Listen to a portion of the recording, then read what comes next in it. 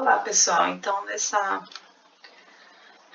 vídeo de hoje nós vou apresentar dois exercícios extras que têm o mesmo nível de complexidade na terceira etapa. Esses exercícios envolvem matrizes e modularização. Mas vale salientar que apesar deles terem o mesmo nível de complexidade da prova, não significa que vai ser igual à prova não, certo? Então, o que está sendo pedido aqui, vocês não esperem que vocês vão ver a mesma coisa na prova não. O que eu estou dizendo é que eles têm o mesmo grau de dificuldade de resolução comparado ao da prova, mas pode ser pedido uma coisa diferente na prova, certo? Uma forma diferente de arranjar os comandos. Eu posso pedir qualquer coisa relacionada à matriz e modularização que tem esse grau de dificuldade. Mas, mais uma vez dizendo, isso não significa dizer que eu vou pedir o que está aqui, certo? Então, vocês têm que estudar os exercícios da lista 3 e também esses exercícios que eu estou passando adicionalmente, cujas respostas estão lá no site, ok? Então, vamos começar com o primeiro exercício. Na enfermaria, existem 4 pacientes. De hora em hora, são medidas as pulsações a cada paciente ao longo de um dia, 24 leituras para cada paciente. Faça um programa capaz de armazenar as leituras de cada paciente em uma matriz de dimensão 24×4 dos valores das pulsações dos 4 pacientes ao longo das 24 horas de um dia. Calcular e apresentar a média das pulsações para cada um dos pacientes e identificar os pacientes que apresentaram o maior valor médio das pulsações. Então, assim como a gente fazia lá em estruturas, lá na etapa 1, né? Aqui a gente tem que definir quais são os dados que a gente vai precisar para poder resolver o problema, quem são as entradas, quem são as saídas, né? Então, olhando mais detalhadamente na questão, vamos identificar então os dados que a gente vai utilizar. Então, aqui ele explica, né, como é que são medidas e tal. Faça um programa capaz de armazenar as leituras de cada paciente em uma matriz, ou então vai ter uma matriz de dimensão 24×4. E essa matriz vai ter os valores das pulsações dos 4 pacientes. Aí veja que ela vai ter, ó, tá aqui a matriz que a gente vai ter que criar lá no programa. Ela vai ter 24 linhas, né? Então aqui é o número de linhas, o I. E aqui é o número de colunas, 4 colunas. Certo? E aí cada quadradinho desse vai ter a pulsação do paciente. Então aqui vai ter a leitura 0 do paciente 1, né? Por exemplo, nesse dado, esse local aqui. E as leituras correspondem às horas do dia, né, de 0 a 23. Então, depois disso, vou calcular e apresentar a média das pulsações para cada um dos pacientes. Então, vai ter que para cada um dos pacientes. Então, se são 4 pacientes, eu vou ter que apresentar a média para cada um, então eu vou ter que ter também 4 médias, né? Então, além da matriz, eu vou também ter que ter 4 médias. Essa média, ela pode ser variáveis individuais, né? Média 1, média 2, média 3, média 4, porque não há nada dizendo aqui o contrário, ou podem ser também listas, né? Uma lista média que vai de 0 a 3. E aí, nesse último caso, é mais simples, adotar essa última abordagem é mais simples para a resolução do problema, porque a gente diminui o número de vezes que a gente fica repetindo o trecho de código, né? Porque a gente só coloca lá a média, aí ela variando de 0 a 3, fazendo o mesmo cálculo, né? E se eu fizer média 1, média 2, média 3, média 4, eu vou ter que estar repetindo o mesmo trecho de código diferente. Por isso, o mesmo trecho de código parecido, né? Mas como vai ter média 1, média 2, média 3 e média 4, aí eu vou ter que estar repetindo aquele trecho de código. Portanto, a gente vai utilizar a variável média como se fosse uma lista, né? Variando de 0 a 3. Então, vai ter a média aqui para média 0, média 1, média 2 e média 3, né? Para os 4 pacientes.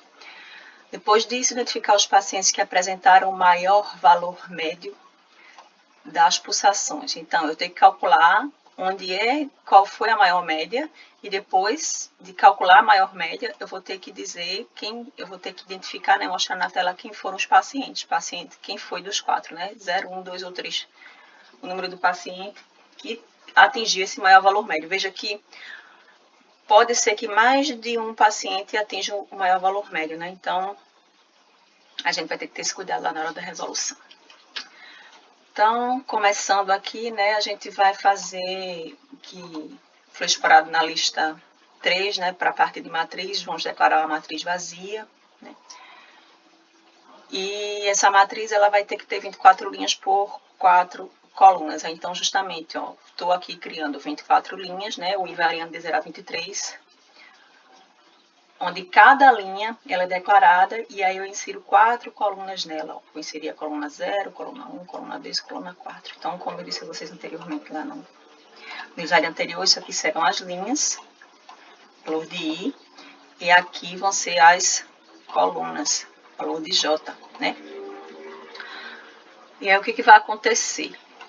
Então, aí eu crio uma linha e adiciono 4 colunas a essa linha. Então, estou adicionando aqui as 4 colunas à linha, e aí depois que eu adiciono as 4 colunas à linha, preparo essa linha, eu adiciono a matriz. Aí eu já adicionei aqui a primeira linha. E aí faço isso repetidamente até chegar nas 24 vezes. Aí, só explicitando, né? Estou usando o comando input, recebendo a leitura do dado. Esse dado tem formato caractere, vai ser convertido para int, né? Porque a leitura do paciente é determinado como inteiro nesse problema.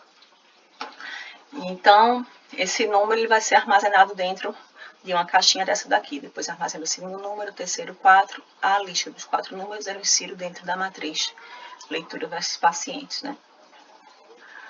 Pronto. Aí, então, esse trecho de código aqui, ele já é visto em todas as questões de matrizes, certo? Aí, aquilo que eu disse a vocês, tem que determinar agora as médias, mas aí para determinar as médias de cada conjunto de elementos aqui, né, a 23 pulsações, eu primeiro vou ter que calcular a soma. E é o que eu vou fazer. Então, estou declarando aqui uma lista que tem 4 posições, onde cada posição é um zero, um elemento único, um zero. E aqui vai representar as somas. E aí, como eu quero calcular as somas dos elementos nesse sentido aqui, né, onde a coluna é constante e a linha varia, aí nesse ponto aqui eu mudei o J e o I, se vocês observarem, porque normalmente vem o primeiro I, depois vem o J. Aí, então, vindo o primeiro J, eu calculo todos os elementos relativos ao I na primeira linha, e depois eu mudo o J. Aí depois calculo o I relativo a todos os elementos na segunda linha, e depois eu mudo o J. E assim eu faço 4 vezes. Então, observem. A primeira vez o J é 0 e a primeira vez o I é 0. Aí soma 0 vai ser igual a... Aí veja aqui, o mais igual é a mesma coisa que repetir soma J aqui nesse ponto, né? Segundo o operador. Ele só deixa de forma mais pragmática para Python. O uso do soma J não precisa ser repetido, né? Aí então fica soma 0 é igual a soma 0 mais matriz IJ. Então o I a primeira vez também será 0 e o EJ porque já foi definido aqui. Aí o que vai acontecer? Eu vou somar o primeiro elemento, esse aqui, o 0, 0, né? Matriz 0, 0. Aí depois o I passa a ser 1. Aí então o soma J continua a ser 0, porque eu não vim aqui para cima. O J continua a ser 0, né? Então, aí o J continua a ser 0, aí vai ter o soma J aqui de novo, e aí o I passa a ser 1 e o J continua 0. Aí eu vou somar agora essa posição. A posição 1, 0, né? E assim eu vou seguindo até chegar na posição 23. Aí, quando terminar a posição 23, significa que eu terminei o for interno do I, nesse sentido aqui, esse for interno. Então, aí eu vou pegar e o J vai passar a ser 1, né? Para poder chegar na segunda iteração do for externo. Aí com o J sendo 1, aí o soma não vai ser mais o 0, vai ser 1. Então eu vou passar a somar outro elemento. E aí eu vou fazer as 24 vezes novamente, como tem aqui. Vai ser agora esse segundo, certo? E assim vai para as outras posições da matriz. Quando eu terminar esses for encadeados, o que vai acontecer é que eu vou somar J na posição 0, J, ou soma na posição 0, soma na posição, que é soma, né? Na posição 0, na posição 1, na posição 2 e soma na posição 3, ok? Aí, digamos que soma na posição 0 seja 120, que ele tenha obtido aí, né? Mas esses dados, eles variam de acordo com a execução do programa. 130, 150 e 200. certo? Aí, no final, ele vai imprimir justamente essa matriz aqui, 120, 130, 150, 100, 200. E aí não tem problema de imprimir assim os números soltos, porque no enunciado da questão não estava pedindo, nem pediu para imprimir a soma, né? Eu estou fazendo aqui por minha vontade, mas não é necessário no enunciado da questão. Pronto, então aqui eu tenho a soma, mas o meu objetivo é calcular a média. Então, o que eu vou fazer? Eu vou criar outro vetor de médias, aqui, né, especificamente, com 4 posições. E esse vetor de médias, ele vai ser posição 0, 1, 2 e 3. E esse vetor de médias agora é que eu vou inicializar ele para que eu obtenha, para que eu faça a modificação, né, o cálculo da soma para que vire média. Então, são 4 somas, né? Então, eu vou ter que fazer 4 vezes também a média na posição 0 a primeira vez, né? Vai ser igual a soma na posição 0 dividido por 24, porque são 24 pulsações. Eu vou ter que calcular, né, a média das 24 pulsações para o paciente 0, né? E ele vai fazendo para o 0, para o 1, para o 2, para o 3. Quando terminar, ele calculou todas as médias, né? Para o 0, para o 1, para o 2 e para o 3, porque aqui no slide anterior o que a gente conseguiu foi a soma de cada elemento, né? De cada paciente. Aí eu estou pegando esse vetor de somas e dividindo cada posição, né? Por 24, para que eu obtenha a média, certo? Então, aqui é a soma. E aí eu vou passar a obter a média justamente nesse trecho de código que eu estou explicando para vocês agora. Mesmo de escrever, né? Certo? Ok, então aí eu obtive a média. Agora eu tenho que saber qual é a maior média, para que eu possa identificar quais são os pacientes que obtiveram a maior média, né? Então é o que vai ser feito agora. Então, eu vou ter que percorrer esse vetor de médias novamente, certo? São 4 posições, vou ter que percorrer esse vetor novamente e vou ter uma variável que vai guardar a maior média. Vou chamar ela de maior. Inicialmente, ela vai ser 0, porque a gente sabe que as pulsações ela não tem como ser menos do que 0, né? Aí eu sei que eu tenho que inicializar o valor de maior com um valor que nunca vai poder ser o maior. E aqui, no caso, vai ser um valor absurdo que é 0, certo? Mas, ao mesmo tempo, menor do que todos os valores possíveis de serem maior.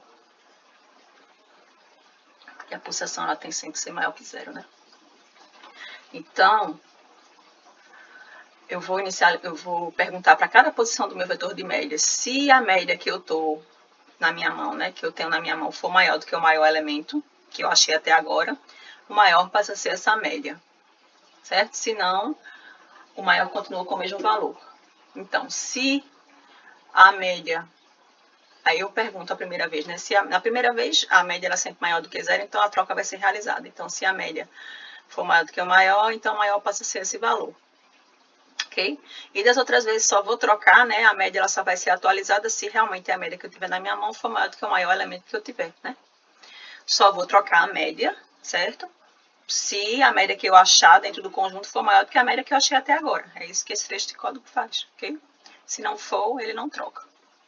Aí, pronto, terminando essa secção desse for, eu já vou ter o maior valor do meu conjunto, né? Então, eu vou percorrer o meu conjunto novamente de médias, né, que são 4 elementos, e perguntar, essa posição é igual ao maior? Se for igual ao maior, então o paciente 0, ou 1, ou 2, ou 3, né, obteve a maior média, ok? Então, se tiver mais de um paciente com a maior média, inclusive, vai ser impresso na tela essa maior média desse paciente, que é justamente o que estava pedindo aqui na questão, né? Identificar os pacientes que apresentaram o maior valor médio das pulsações, ok? Pronto, então a primeira questão foi essa daí. A segunda questão já é uma questão que não envolve matrizes, ela vai envolver diretamente funções, mas também não é uma questão tão difícil, né? É uma questão que envolve mais uma teoria, um embasamento matemático, mas também não tem essa dificuldade toda não. Vamos lá, né? Faça uma função para calcular o valor do cosseno de x através dos n primeiros termos da seguinte série, sendo n pertencente ao intervalo de 1 a 60.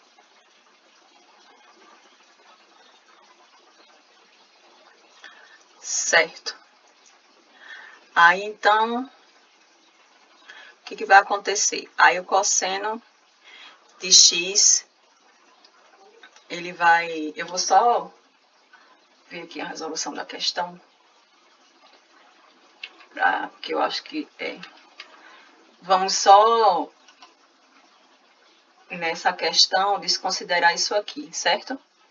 N pertencente ao intervalo de 1 a 60, vai ser qualquer valor de N que for pedido pelo usuário, ok? Aí o que vai acontecer?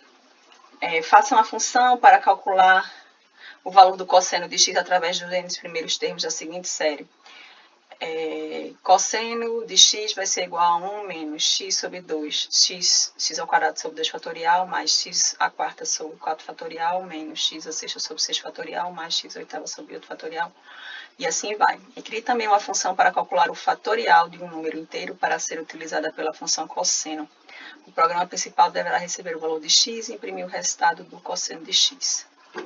Então, vamos lá.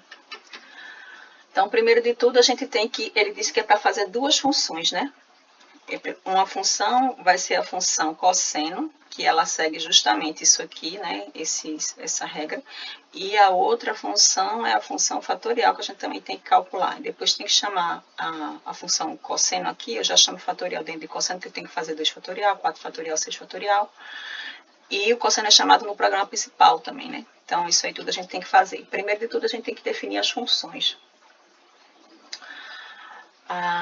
E, portanto, a gente tem que começar com a palavra reservada def, é o nome da função, escolher calcular fatorial n, ok?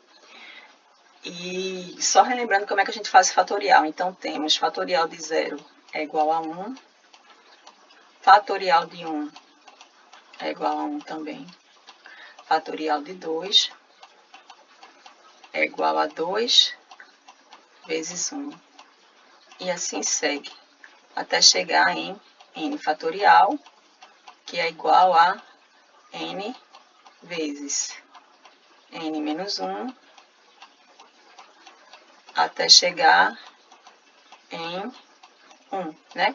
Que isso aqui, pela questão da alteração dos fatores que a ordem dos fatores não altera o resultado do produto, né? Então, isso aqui é a mesma coisa que em multiplicação, isso aqui é a mesma coisa que 1 vezes 2, até chegar em n, ok?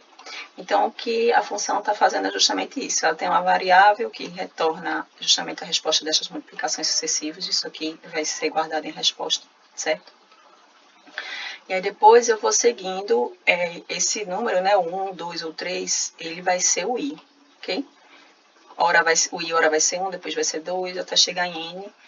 E como eu quero que o i comece em 1 e termine em n, o que vai acontecer é que eu não posso colocar o n aqui especificamente. Eu tenho que dizer que ele comece em 1 e termine em n mais 1 para que ele termine em n. Se eu colocar só n, ele vai de 0 até n menos 1. Mas como eu quero que ele comece em 1 e termine em n, então eu tenho que colocar explicitamente de 1 a n mais 1, né? Aí a resposta vai ser igual ao que era anteriormente, né? Pela simbologia do operador vezes mais, vezes igual, vezes i, né? Que é o i que varia de 1 até n. E então ele manda retornar justamente a resposta, né? Que é o resultado das multiplicações sucessivas.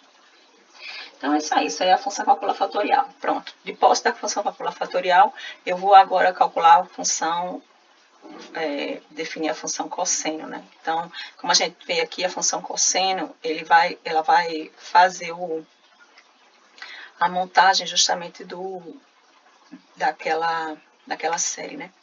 Aí o que vai acontecer? Ele tem que começar em uma soma, e aí depois eu vou gerando esses outros termos aqui com o sinal alternando de positivo para negativo. Então, por isso que soma se inicializa em 1, porque o primeiro termo da soma já é 1.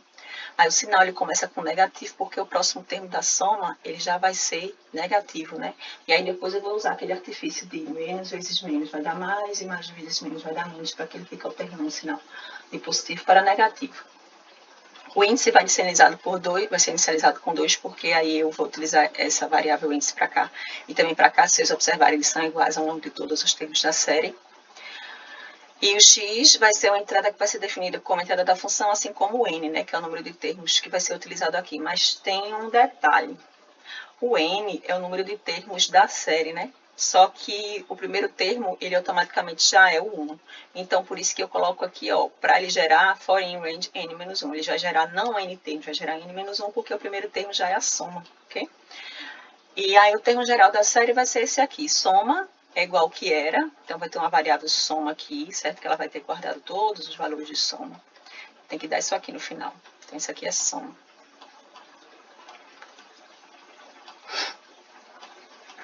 Vai ser igual ao que era, que é o quê? 1 mais o x, que foi recebido lá como entrada da função,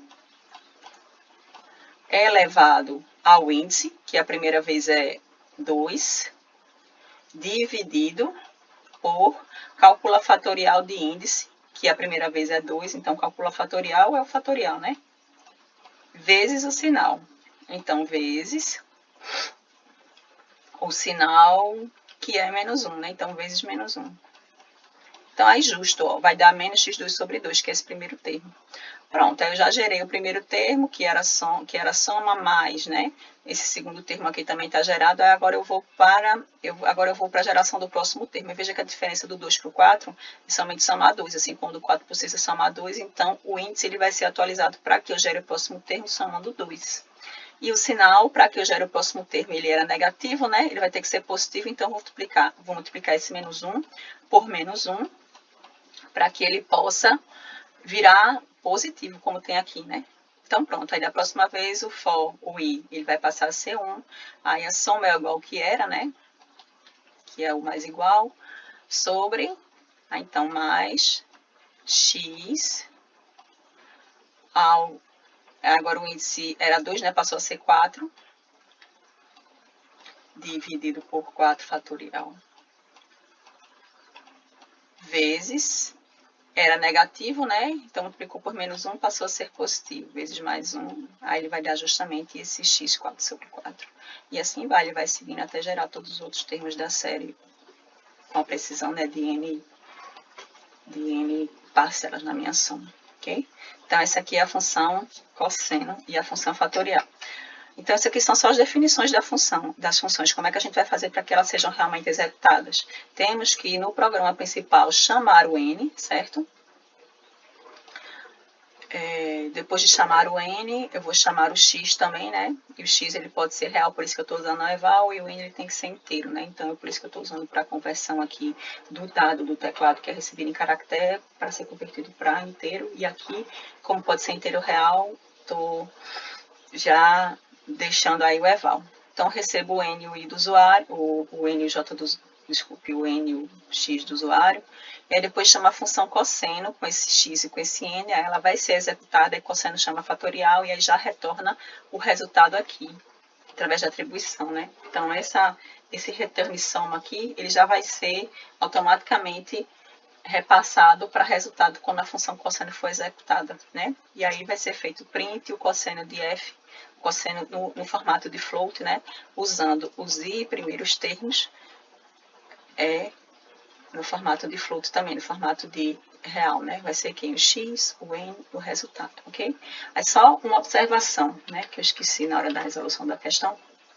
Esse detalhe aqui, sendo o n pertencente ao intervalo de 1 a 60. Aí como é que eu faria?